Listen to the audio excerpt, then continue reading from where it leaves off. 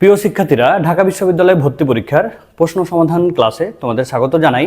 আজকে আমরা ভর্তি পরীক্ষা 2024-25 এই সেশনের উচ্চতর গণিত অংশের আমরা সমাধান করব। তো শুরুতেই আমরা যে জিনিসটা দেখব, 1 নম্বর যে প্রশ্ন দেখো যে এফ অফ এক্স একটা ফাংশন দেওয়া আছে, বলেছে এই ফাংশনটির ডোমেন কত। এখানে আমাদের 4টা অপশন দেওয়া আছে। এর ডোমেন যদি আমরা বের করতে চাই তাহলে সর্বপ্রথম আমরা যে জিনিসটা দেখব যে ডোমেন কিভাবে বের করতে হয়, ফাংশনটা কি আকারে আছে। দেখো এই যে ফাংশন এফ অফ এক্স একটা ফাংশন, রুটযুক্ত মান আছে এবং তার পাওয়ার হচ্ছে 1। তাহলে একটা জিনিস মাথায় রাখবা, যদি রুটযুক্ত ফাংশন থাকে এবং সেটি যদি ভগ্নাংশ হয় তাহলে রুটের ভেতরে যেই মানটা থাকবে তার গ্রেটার দেন ইকুয়াল 0, এটা আমাদের ধরতে হবে। এখন এটা থেকে আমরা এক্স এর মানটা বের করব। তাহলে এখানে বলতে পারি আমরা 2 মাইনাস এক্স, আবার দেখো 2 plus x is greater than হচ্ছে 0, এটা আমরা পেলাম। এখন একটা জিনিস খেয়াল করো, এখানে দুইটা উৎপাদক আকারে মান চলে আসছে না? এই দুইটা উৎপাদক আকারে মান আমরা এটাকে সলভ করে এক্স এর এমন মান নিতে হবে যার জন্য 0 চাইতে বড় হবে, এই মানটা 0 চাইতে বড় হবে। যদি 0 চাইতে বড় হতে হয় তাহলে দেখো হয় এটাও পজিটিভ হতে হবে, প্লাস প্লাস, তাহলে প্লাস মান হবে। যদি প্লাস মান হয় তাহলে 0 চাইতে বড় হবে। আবার দেখো হয় এটা মাইনাস না হলে এটা মাইনাস, দুইটাই মাইনাস হতে হবে, তাহলে কি হবে মাইনাস আর মাইনাস গুণ করলে প্লাস হবে, তখন এটা 0 চাইতে বড় হবে। তাহলে এখান থেকে আমরা কি কি পাচ্ছি দেখো, এখান থেকে আমরা যদি দেখি যে আমরা এখান থেকে x এর মান পাচ্ছি, একটা হচ্ছে -2 আর একটা x এর মান পাচ্ছি আমরা 2। যদি আমরা এটাকে সলভ করি তাহলে x এর মান দেখো -2 আর হচ্ছে 2। এখন একটা কথা হচ্ছে দেখো, যদি তুমি x এর মান -2 বসাও, এখানে যদি -2 বসাও তাহলে এটা 0 হয়ে যাচ্ছে না? x এর মান যদি 2 বসাও তাহলে 0 হয়ে যাচ্ছে না? তাহলে -2ও বসানো যাবে না, 2ও বসানো যাবে না। এবার -2 এর চাইতে যদি আমরা ছোট বসাই, মনে করো -3 বসালাম, তাহলে দেখো এখানে x এর মান যদি -3 বসাই তাহলে এটা কি হবে 2 মাইনাস আর মাইনাস +3, তাহলে প্লাস মান। যদি তুমি এখানে বসাও তাহলে কি হচ্ছে -1, প্লাস মাইনাস গুণ করে মাইনাস, তাহলে এটা গ্রহণযোগ্য হবে না। কি বুঝতেছো ব্যাপারটা? এবার দেখো যদি 2 এর চাইতে বড় বসাই, মনে করো আমরা 3 বসালাম, 2 এর চাইতে বড় মান, তাহলে এখানে দেখো যে 3 - 2 তাহলে প্লাস, 3 + 2 তাহলে প্লাস, দুইটাই প্লাস মান আসছে, তাই না? দুইটা কি আসছে প্লাস মান আসছে না? তাহলে দুইটাই যদি প্লাস মান আসে তাহলে আমরা কি দেখব, দেখো x এর মান যদি এখানে বসাই 3 তাহলে -3 হয়ে যাচ্ছে না, মানে একটা নেগেটিভ মান আসছে। আর এখানে যদি আমরা 3 বসাই তাহলে একটা পজিটিভ মান আসছে, তাহলে এটা কি গ্রহণযোগ্য হবে? এটা কিন্তু গ্রহণযোগ্য হচ্ছে না। তাহলে এখান থেকে আমরা কি পাচ্ছি, x এর মান -2 এর চাইতে বড় বসাইতে হবে আর 2 এর চাইতে ছোট বসাইতে হবে, অর্থাৎ এদের মধ্যবর্তী মান যদি বসাও তাহলে দুইটাই প্লাস হবে অথবা দুইটাই মাইনাস হবে। তাহলে আমাদের উত্তরটা কি হচ্ছে, x এর মান -2 এর চাইতে বড়, 2 এর চাইতে ছোট। তাহলে এইটা হচ্ছে আমাদের উত্তর। কি কনসেপ্ট ক্লিয়ার তো? তাহলে আমাদের আগে একটু সলভ করতে হবে, সলভ করে আমরা দেখব যে আমাদের কোন অপশনটা মিলে যায়। কি বুঝতেছো ব্যাপারটা? এবার পরবর্তী প্রশ্ন, এখান থেকে কি বলেছে দেখো, একটি ত্রিভুজের এবিসি 3টি বাহুর দৈর্ঘ্য দেওয়া আছে, বলেছে সিকোণের মান কত। একটু খেয়াল করো সিকোণের মানটা কিভাবে বের করবা। দেখো মনে করো এটা একটা ত্রিভুজ, এই ত্রিভুজের এটা এ, এটা বি, এটা হচ্ছে সি, অর্থাৎ এটা বড় হাতের এ, এটা বি আর এটা হচ্ছে সি। এখানে যে মানগুলো দেওয়া আছে, এ এর মান দেওয়া আছে কত, এ এর মান 3, বি এর মান দেওয়া আছে কত, বি এর মান দেওয়া আছে কত, বি এর মান দেওয়া আছে 5, বি এর মান দেওয়া আছে 5, সি এর মান কত দেওয়া আছে দেখো 7। এখন তোমাকে বলেছে সি কোণের মান কত, অর্থাৎ এই কোণের মানটা বের করতে বলেছে। তাহলে আমরা এটা কি করব, আমরা কোসাইন ফর্মুলা অ্যাপ্লাই করব। আমরা কিন্তু জানি যে cos c ইকুয়াল, সূত্র কি ছিল দেখো, যখন সি কোণ নিবা তখন এটা কিন্তু মাইনাস হবে, তাহলে আমাদের সূত্র ছিল a² + b² - c² divided by 2 × ab, এইটা কিন্তু সূত্র ছিল, তাই না? এখন এখানে যদি তুমি মান বসাই দাও তাহলে ব্যাপারটা কি দাঁড়ায় দেখো, a² তাহলে হচ্ছে 9 প্লাস b² তাহলে হচ্ছে 25 মাইনাস c² তাহলে কত হচ্ছে 49। ওকে, এবার দেখো divided by 2 into 9 into AB, তাহলে কত হচ্ছে 25। এই তো আমরা এটা পেলাম। এখন এই টোটালটাকে আমরা সলভ করে আমরা কি পাচ্ছি এটা আমরা দেখব। ওকে, তাহলে এটাকে যদি আমরা সলভ করি তাহলে আমরা পাবো -1/2। তাহলে যদি আমরা সিকোণের মান বের করি তাহলে সিকোণ হবে এখান থেকে কত হবে 120 ডিগ্রি। তাহলে এটাই কিন্তু আমাদের উত্তর 120 ডিগ্রি। আশা করি তোমরা এটা বুঝতে পেরেছো। এবার আমরা পরবর্তী প্রশ্নতে চলে যাই। আমাদের 3 নম্বর প্রশ্ন কি দিয়ে আছে দেখো, যে √14 এককের দুইটি সমান বল 120 ডিগ্রি কোণে এক বিন্দুতে কাজ করে, তাদের লব্ধির মান কত?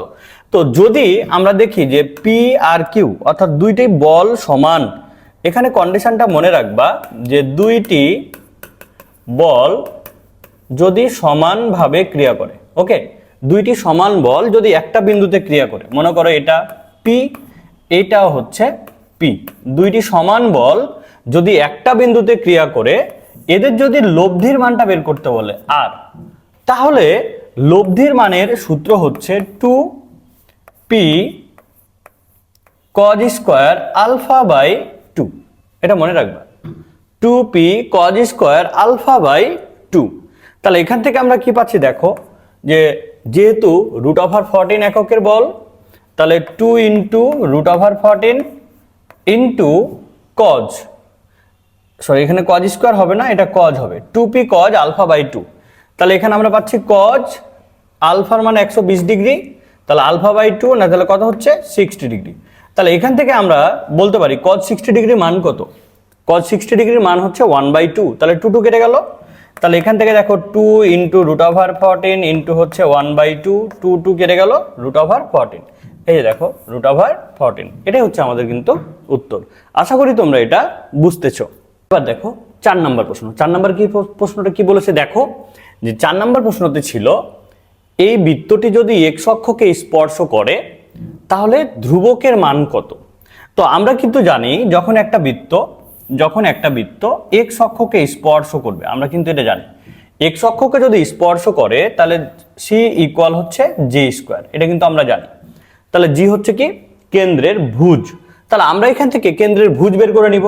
তাহলে কেন্দ্রের ভুজ যদি বের করি তাহলে দেখো আমরা কিন্তু জানি কেন্দ্রের ভুজ মানে মাইনাস, দেখো মাইনাস x সহগ ডিভাইডেড বাই 2, তাহলে -4/2 -2, তাহলে কি হচ্ছে 2 হচ্ছে। তাহলে এখানে দেখো যে আমরা কিন্তু এই জায়গায় পাচ্ছি যে -g ইকুয়াল হচ্ছে কত 2। এখন দেখো g স্কয়ার, তাহলে কত হচ্ছে 4। এখান থেকে আমরা বলতে পারি এটা আমাদের উত্তর। এবার দেখো মোস্ট ইম্পর্টেন্ট একটা প্রশ্ন, যে y equal 2x - x square এবং x অক্ষ দ্বারা আবদ্ধ ক্ষেত্রের ক্ষেত্রফল। তো যখনই আমাদের ক্ষেত্রফল বের করতে বলবে আমরা কিন্তু ইন্টিগ্রেশনের মাধ্যমে বের করব। তো দেখো x অক্ষে আবদ্ধ, তাহলে x অক্ষে y এর মান কত 0, এটা কিন্তু আমরা জানি। আমাদের প্রথম কাজ হচ্ছে আমরা এটাকে x এর সাপেক্ষে ইন্টিগ্রেশন করব এবং তার লোয়ার লিমিট এবং আপার লিমিট আমরা বের করব। তাহলে আমরা কিন্তু জানি x অক্ষে y এর মান 0। এখন দেখো y এর মান যদি এখানে বসাই দিই তাহলে আমরা কি পাচ্ছি যে 0 ইকুয়াল 2x - x স্কয়ার। তাহলে বা আমরা যদি এখান থেকে x টা কমন নিই তাহলে 2 - x ইকুয়াল হচ্ছে 0।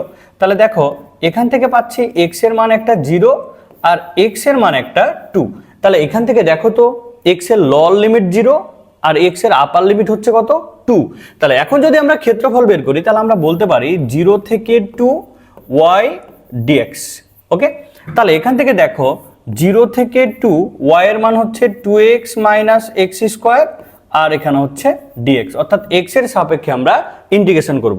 তাহলে এখান থেকে আমরা কি পাচ্ছি দেখো যে 2 into x square by 2, x এর ইন্টিগ্রেশন হচ্ছে x square by 2 minus x স্কয়ারের ইন্টিগ্রেশন হচ্ছে x কিউব বাই 3। আর এখানে আমরা যেটা পাচ্ছি 0 লোয়ার লিমিট আর আপার লিমিট হচ্ছে 2। এখন আমরা এইটা সলভ করব কিভাবে, এই মানগুলোতে প্রথমে আপার লিমিট মাইনাস এই মানগুলোতে লোয়ার লিমিট। তাহলে আমরা যদি এখন আপার লিমিট আর লোয়ার লিমিট বসাই দিই তাহলে এখানে কি পাচ্ছি দেখো এই 2 আর এই 2 কেটে গেল, তাহলে 2 স্কয়ার, এখানে যদি বসাই 2 স্কয়ার তাহলে হচ্ছে 4 মাইনাস এখানে দেখো 2 কিউব মানে 8, তাহলে 8/3 আর এখানে -0 +0, তাহলে 0 হয়ে গেল, ওটা বাদ। এখন এখান থেকে যেটা আমরা পাচ্ছি যে দেখো 12 থেকে 8 বাদ, তাহলে কত হচ্ছে 4, তাহলে আমরা এখান থেকে পাচ্ছি 4/3।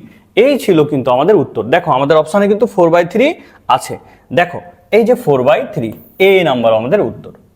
কি কনসেপ্ট ক্লিয়ার? তো তোমরা কি বুঝতে পারছো সব ব্যাপারটা? দেখো ঢাকা বিশ্ববিদ্যালয়ের প্রশ্ন ব্যাংক আমরা কিন্তু সলভ করছি। তুমি যদি ঢাকা ভার্সিটিতে চান্স পেতে চাও, তোমাকে প্রশ্নগুলো অ্যানালাইসিস করতে হবে।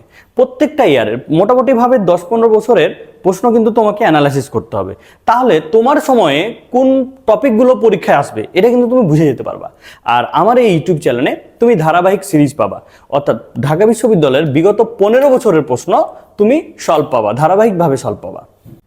এবার 6 নম্বর প্রশ্ন দেখো, এখানে প্রশ্ন কি বলেছে একটু খেয়াল রাখো যে 0 থেকে 5 f(x) dx ইকুয়াল যদি 8 হয় তাহলে এর মান কত? তো আমাদের যার মান বের করতে বলেছে ইন্টিগ্রেশন করে, আমরা এখান থেকে যদি দেখো এখানে যেহেতু f(x) ফাংশনেরই আমাদের ইন্টিগ্রেশন করতে বলেছে, তাহলে আমরা ডিরেক্ট যদি এখানে বসাই দিই যে এটাকে ইন্টিগ্রেশন করে আমরা কি পাচ্ছি, দেখো যে f(x)ই পাচ্ছি ইন্টিগ্রেশন করে, আর এর লোয়ার লিমিট 0, আপার লিমিট কত 5। আমরা যদি এখানে মানটা বসাই দিই তাহলে f(5) আর মাইনাস হচ্ছে f(0), আর এখানে দেখো এটার মান কত ছিল 8 পাচ্ছি, তাহলে f(5) মাইনাস f(0) এর মান হচ্ছে কত? এর মান হচ্ছে 8। আমরা কিন্তু এখানে পাচ্ছি এটার মান হচ্ছে 8।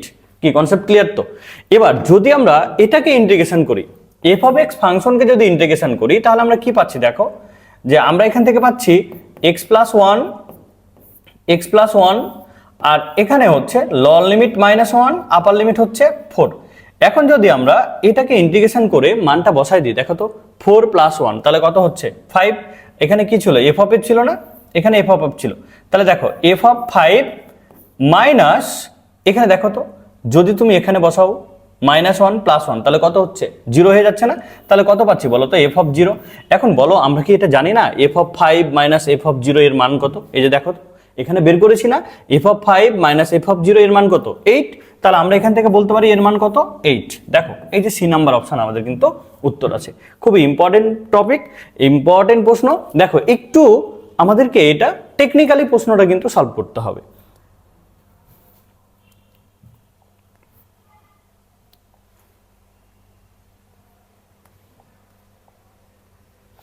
এবার দেখো আমাদের পরবর্তী প্রশ্ন, sec inverse x equal cosec inverse y হলে নিচের কোনটি সত্য?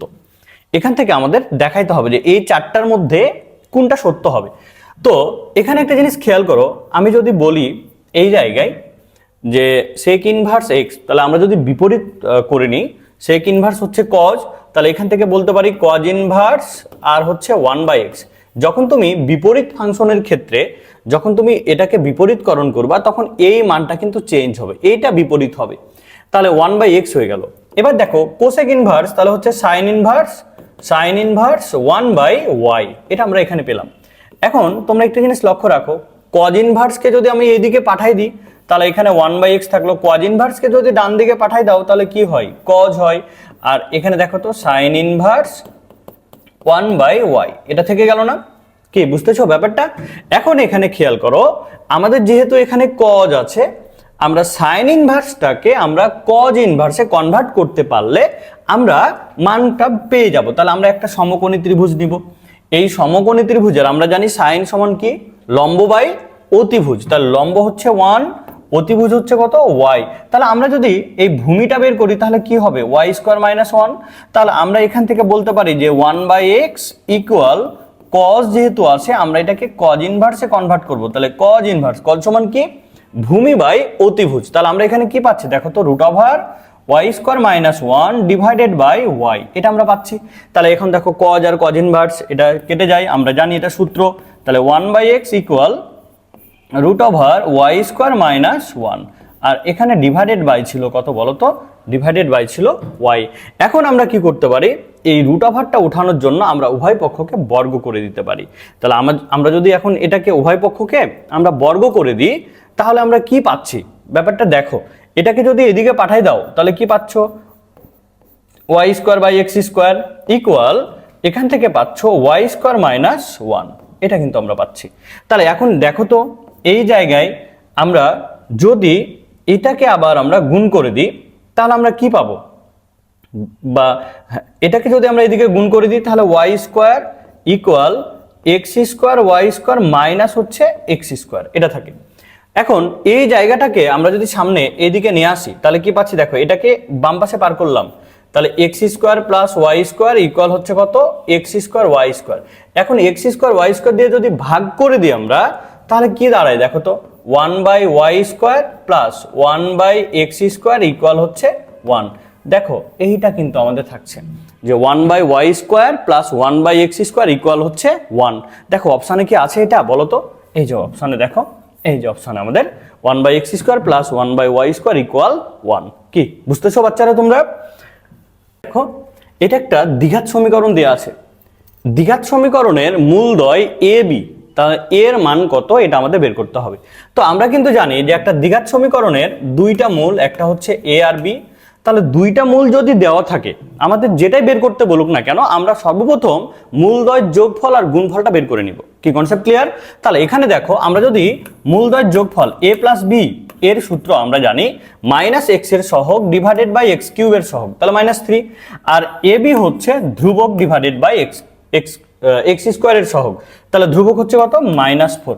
এখন আমাদের যেটা মান বের করতে বলেছে আমরা যদি এটা বের করি দেখো তো, এখন এখানে আমরা পাচ্ছি 1/a প্লাস 1/b প্লাস হচ্ছে ab।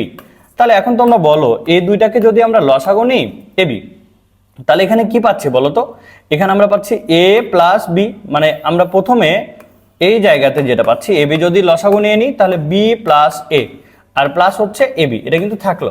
আমরা এখন মানগুলো বসাই দিই, a প্লাস b এর মান কত, -3 ডিভাইডেড বাই ab এর মান হচ্ছে কত, -4, আর এখানে দেখো প্লাস ab এর মান হচ্ছে -4, এটা কিন্তু আমরা পেলাম, তাই না?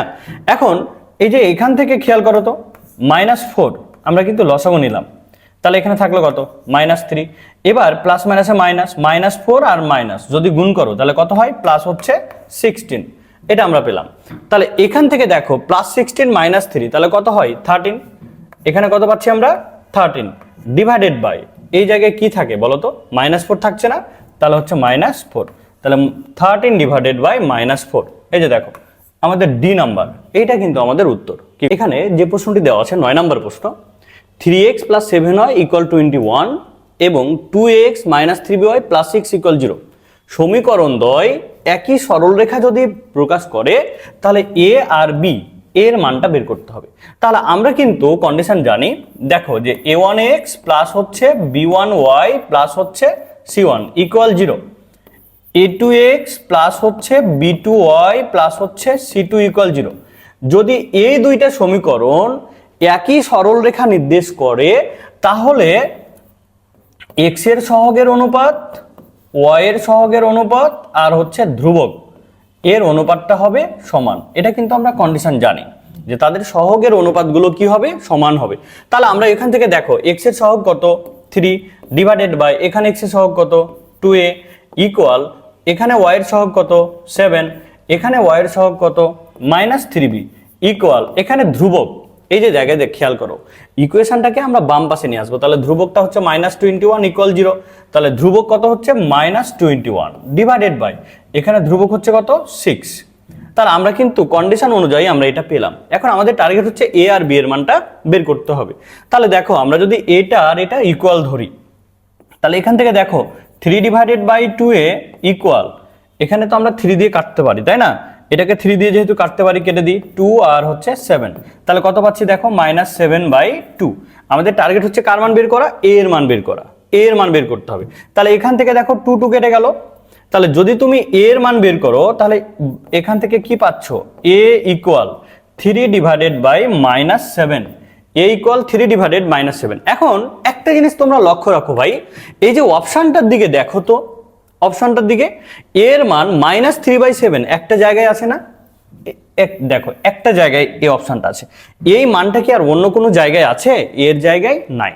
তাহলে আর বি এর মান বের করার দরকার নাই আমাদের। যখন তুমি দেখবা যে এই মানটা একটা জায়গাতে আছে, তুমি এটা পেয়েছো, তাহলে ওই জায়গাতে যেটা আছে সেটাই আমাদের উত্তর। তাহলে আমরা চোখ বন্ধ করে এটা আমরা উত্তর দাগায় দিব। এখন তুমি যদি কষ্ট করে আবার এটা থেকে এটা ধরে বি এর মান বের করো তাহলে দেখবা 2/3 আসবে। কি কনসেপ্ট ক্লিয়ার? তো একটু আমাদের টেকনিক্যাল হতে হবে পরীক্ষার হলে, কারণ আমরা যদি ডিটেলসে পুরোটাই সলভ করি আমরা কিন্তু টাইম পাবো না। বুঝতেছো ব্যাপারটা? তো তোমাদের কি করতে হবে, মান বের করে দেখবো যে একটা মান যখন পেয়ে যাবো আমরা একটা অপশনগুলোতে চোখ বুলাই নিব যে ওই মান কি একাধিক জায়গায় আছে।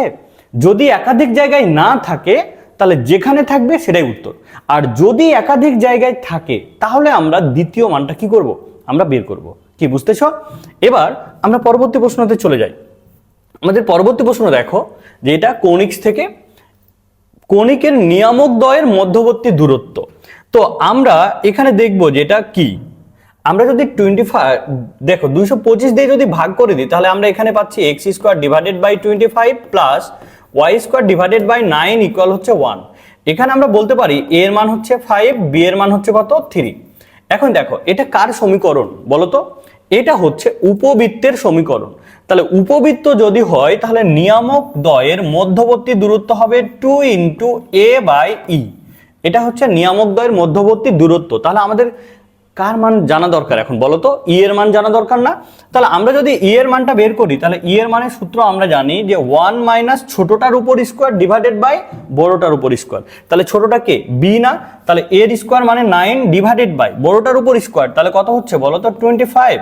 তাহলে এখানে যদি আমরা লসাগু নিই তাহলে 25 মাইনাস 9 তাহলে 16 কে রুট ওভার করলে কত থাকে 4 আর ডিভাইডেড বাই 5। এটা আমরা কার মান পেলাম? ই এর মান পেলাম। কি বুঝতেছো? এখন এই মানটা যদি তুমি এখানে বসাই দাও তাহলেই দেখো আমাদের উত্তর কিন্তু চলে আসবে যে 2 ইন্টু, এবার দেখো এর মান ছিল কত 5, তাহলে এখানে ছিল 5 ডিভাইডেড বাই ই এর মান 4/5, তাহলে 4/5 এটা থাকতেছে। তাহলে এখন বলো এটাকে যদি তুমি অল্টারনেট করে দাও তাহলে অপশনটা আমাদের উত্তরটা কত আসছে যে 2 ইন্টু 25 ডিভাইডেড বাই হচ্ছে 4। এটা কেটে দিলা তাহলে থাকলো 2, তাহলে 25/2 এইটাও আমাদের উত্তর। দেখো আমাদের কি অপশানে আছে? এই যে দেখো তো 25/2 এই নাম্বার অপশান আছে না? আচ্ছা, তাহলে কিন্তু আমরা খুব ইজিলি ভাবে কিন্তু এই টাইপ আমরা সলভ করতে পারি। তাহলে আমাদের কি করতে হবে? আমাদের বেসিকটা ক্লিয়ার হতে হবে, আমাদের কিন্তু সূত্রগুলো আয়ত্ত থাকতে হবে, তাহলে আমরা খুব সহজেই কিন্তু এগুলো সলভ করতে পারবো। এবার আমরা চলে যাই পরবর্তী প্রশ্নতে। দেখো আমাদের পরবর্তী প্রশ্ন ওমেগা যুক্ত মান, ওমেগা কিউবের মান হচ্ছে 1। এখানে কিন্তু এটা দেয়া আছে যে ওমেগা কিউবের মান কত 1। এবার এখান থেকে এই মানগুলো আমাদের বের করতে হবে। তা আমরা কিন্তু জানি যে 1 প্লাস ওমেগা স্কোয়ার এর মান হচ্ছে কত 0। এখন এখান থেকে তুমি যে কোনো দুইটা করে মান বের করতে পারো। তাহলে আমরা যদি এই জায়গায় দেখো 1 plus omega minus omega square, তাহলে 1 প্লাস ওমেগা এর মান হচ্ছে মাইনাস ওমেগা স্কোয়ার তার সাথে স্কোয়ার, এটা থেকে গেল। আবার দেখো ওমেগা প্লাস ওমেগা স্কোয়ার এর মান হচ্ছে -1 আর এখানে থাকলো -1। এবার দেখো ওমেগা স্কোয়ার প্লাস 1 মানে হচ্ছে মাইনাস ওমেগা আর এখানে থাকলো মাইনাস ওমেগা, আমরা পেয়ে গেলাম। এখন এখানে দেখো তো আমরা কি পাচ্ছি, মাইনাস আর -2 ওমেগা স্কোয়ার ইন্টু -2 ওমেগা, এটা আমরা পাচ্ছি না? তাহলে এখন বলো তো -2 তাহলে কত হচ্ছে +4 -2 তাহলে -8 ইন্টু ওমেগা কিউবের মান কত 1, তাহলে থাকছে কত -8। দেখো আমাদের অপশনে -8 আছে। এই হচ্ছে আমাদের উত্তর। কি কনসেপ্ট ক্লিয়ার বিষয়টা? এবার আমরা চলে আসবো আমাদের পরবর্তী প্রশ্নতে। দেখো যে BC 1/a, A C A 1/b, B A B 1/c, C এর মান কত? তো এই ডিটারমিনেন্টের প্রশ্নগুলো আমরা দেখব যে এর মান যদি বের করতে বলে তাহলে এখান থেকে দেখো আমরা জানি যে একটা ডিটারমিনেন্টের যদি যে কোনো দুইটা সারি বা কলামকে একই রকম বানাইতে পারি তার মান হচ্ছে 0, অথবা যদি আমরা যে কোনো একটা সারি বা কলামের প্রত্যেকটা ভুক্তি 0 পাই তাহলে তার মান 0, অথবা আমরা কিন্তু এটাকে বিভিন্ন পদ্ধতিতে আমরা সলভ করতে পারি। আচ্ছা, এখন এখান থেকে দেখো আমরা এটাকে সলভ করতে পারি কিভাবে। এখন তুমি যদি মনে করো যে ভাইয়া আমি এটাকে কোনো কিছু একটা ধরে নিব, সেটাও কিন্তু ধরতে পারো, কোনো আপত্তি নাই। কোনো কিছু ধরে নিয়ে তুমি ডিটারমিনেন্ট বের করতে পারো। দেখো আমি যদি বলি এখানে যে আমি প্রথম কলামকে এ দিয়ে গুণ করলাম, তাহলে দেখো তো এ দিয়ে গুণ করলে 1/a আমি নিলাম, তাহলে এখানে কি ছিল এবিসি, আর এ দিয়ে গুণ করেছো তাহলে এখানে কি হচ্ছে 1 আর এখানে কি হচ্ছে a স্কোয়ার। দ্বিতীয় কলামটাকে বি দিয়ে গুণ করব, তাহলে বি দিয়ে যদি গুণ করো তাহলে কি হবে 1/b। এখানে কি হয় দেখো তো এবিসি 1b স্কোয়ার। তৃতীয় কলামকে যদি আমরা সি দিয়ে গুণ করি তাহলে এখানে কি হবে বলো তো 1/c। তাহলে এখানে হচ্ছে এবিসি, এখানে 1, এখানে হচ্ছে সি স্কোয়ার। এখন একটা জিনিস খেয়াল করো, তুমি যদি এখান থেকে এবিসি কমন নাও তাহলে এখানে কি থাকে 1 1 1। তাহলে দেখো তো যে প্রথম সারি 1 1 1, দ্বিতীয় সারি 1 1 1, তাহলে তার মান কত হয় 0। এই যে আমাদের উত্তর 0। কি কনসেপ্ট ক্লিয়ার? তো দেখো খুব সহজেই কিন্তু আমরা এটা সলভ করে নিতে পারলাম। এবার চলে যাই আমরা পরবর্তী প্রশ্ন। দেখো পরবর্তী প্রশ্ন আমাদের হচ্ছে একটা ফাংশন দেওয়া আছে এফ অফ এক্স ইকুয়াল এটা, অর্থাৎ এফ ফাংশনকে এক্স এর সাপেক্ষে অন্তরজ করতে হবে, ডিফারেন্সিয়েশন করতে হবে। তাহলে আমরা যদি এটাকে অন্তরজ করি, দেখো যে আমরা যদি এক্স এর সাপেক্ষে অন্তরজ করি তাহলে আমরা কি পাবো? এটা হচ্ছে রুট ওভার এক্স আছে না, তাহলে রুট ওভার এক্স এর অন্তরজ কি 1/2 রুট ওভার এক্স। এখন কথা হচ্ছে এইটা দেখো রুটের ভেতরে থাকার কথা ছিল এক্স, কিন্তু এক্স কি আছে অন্য কিছু আছে, তাহলে এটাকে আবার অন্তরজ করতে হবে, শিকল পদ্ধতি। তাহলে আবার যদি এটাকে অন্তরজ করো তাহলে 1 এর অন্তরজ কত 0, আর minus X root over X এর অন্তরজ কত 1/2 রুট ওভার এক্স, এটা আমরা পেলাম। এখন টোটালটাকে যদি আমরা সলভ করি তাহলে দেখো 1 আর মাইনাস, তাহলে এখানে থাকলো -1 আর 2 আর 2 4 root over 1 minus root over X into root over X. দেখো আমাদের অপশানে এই উত্তরটা আছে না নাই, যে -1/4 root over X root over 1 minus root over X. তাহলে দেখো এই যে ডি নাম্বার, এটা হচ্ছে আমাদের উত্তর। কি কনসেপ্ট ক্লিয়ার? তো যখন দেখবা মূল ফাংশন আসবে না তখন আমাদের কি করতে হবে, শিকল পদ্ধতিতে আমাদের সমাধান করতে হবে।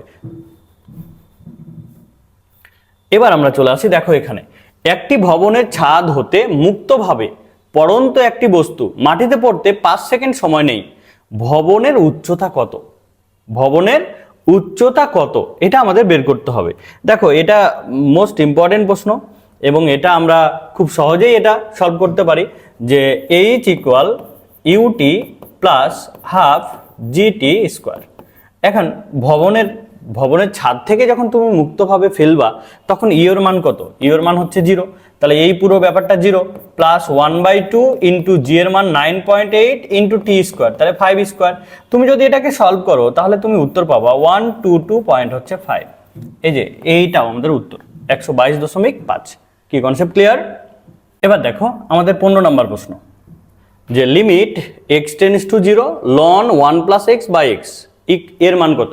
এটা ডিরেক্ট সূত্র ভাই, এটা কিন্তু ডিরেক্ট সূত্র যে এর মান হচ্ছে কত 1। এখন যদি তোমার সূত্র মনে না থাকে তাহলে তুমি এক্ষেত্রে এটা কি করতে পারো, এটাকে হসপিটালস রুলসের মাধ্যমে বের করতে পারো। যখন তুমি দেখবা যে limit X tends to something, এখানে কোনো কিছু একটা মান আছে, তখন লবকে এক্স এর সাপেক্ষে অন্তরজ ডিভাইডেড বাই হরকে এক্স এর সাপেক্ষে অন্তরজ দিয়ে এক্স এর মানটা বসায় দেখবা উত্তর কিন্তু চলে আসবে। তাহলে লন এক্স, তাহলে দেখো লন এক্স মানে কি 1/x। এখন এটা তো এক্স নয়, তাহলে আবার এর অন্তরজ, তাহলে থাকলো কত 1 ডিভাইডেড বাই এক্স, এক্স এর অন্তরজ কত 1।